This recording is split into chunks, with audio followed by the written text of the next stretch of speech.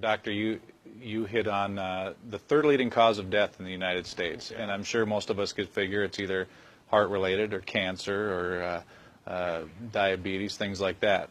Can you clue us into what that is and why?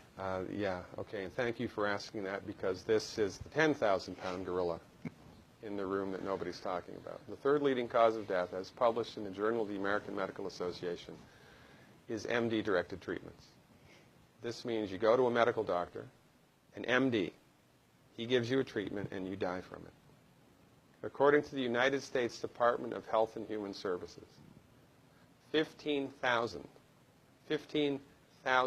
Medicare patients a month are killed by MD treatment, and nobody goes to jail. A handful of terrorists fly 2 planes into the Twin Towers. 3,500 people die, and we go to war. But 15,000 people a month are killed by medical doctor treatments, and we don't bat an eyelash. This is because we have been, I don't want to say brainwashed, that's not the correct term, but we have been, for the last 100 years, kind of led into this false belief. You know, I think it was Marcus Welby that started it, that the medical doctor is king and knows everything about everything. And really, you need to just shut up and follow your medical doctor's advice. Most people in the United States have no idea at all of the history of the evolution of medicine in the United States. In the early 1900s, it was a relatively level playing field between the chiropractors, the osteopaths, the homeopaths, and the MDs. In 1915, 1920, there was something called the Flexner Report. The Carnegie Corporation funded this man named Abraham Flexner. He went all around the country, and he went on stagecoach and train and horseback. This was before the interstate highway system, right? It took Flexner 5 years to do this. He went all around the country and did an inventory of all of the medical schools that prescribed drugs. He brought the list back to the Carnegies, who own drug companies, and then the Carnegies and the Rockefellers gave millions of dollars of free money to the medical schools and hospitals in the United States that were prescribing drugs. That was the beginning of the end. After the Flexner Report, there was no more level playing field in the United States. And the MDs started a juggernaut that's taken off. Most people in the United States think that the predominant medicine here, MD-directed pharmaceutical medicine, we think that those guys are top dog because their therapeutics are better than the homeopaths or the naturopaths or the chiropractors. It's not. They're in the driver's seat because of political and financial coalitions that were built at the turn of the century that most people have no idea of at all. And it's a gigantic problem. And I mean, it's crazy, right? It's the third leading cause of death. And yet, when the government makes noise about messing with people's insurance, everybody freaks out. Mm-hmm.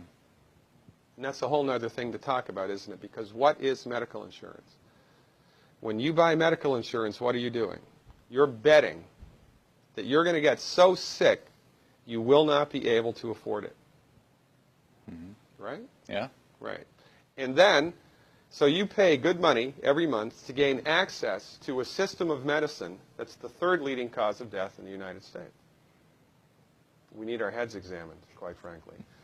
That's why we give, Dr. Wallach and myself collectively, we give 400 free lectures a year. And we're building a grassroots network because people don't know this. I mean, people, I come to my lectures and they look at me and say, couch potatoes live longer? Medical doctors, the third leading cause of death? You know, what's going on here?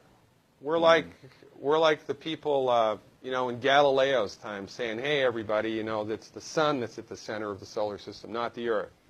Well, hey, everybody, the Earth is round, it's not flat. Or, hey, everybody, slavery's a bad thing.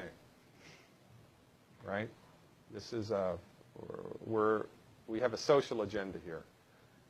Why do we have a social agenda? Because people are suffering needlessly.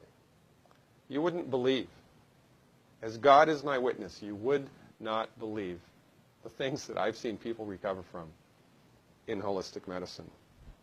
The body's ability to fix itself is remarkable.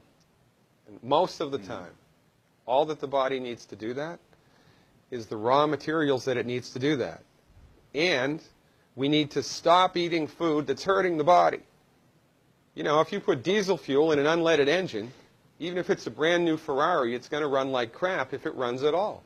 There's nothing wrong with the car, it just had the wrong fuel. It's the same with the human body. You give the human body the raw materials that it needs, clean up the diet, Superman, Superwoman. And you know, if you don't get to super status, then at least your blood pressure normalizes, at least your arthritis goes away, at least your anxiety and panic attacks go away, and you can sleep through the night.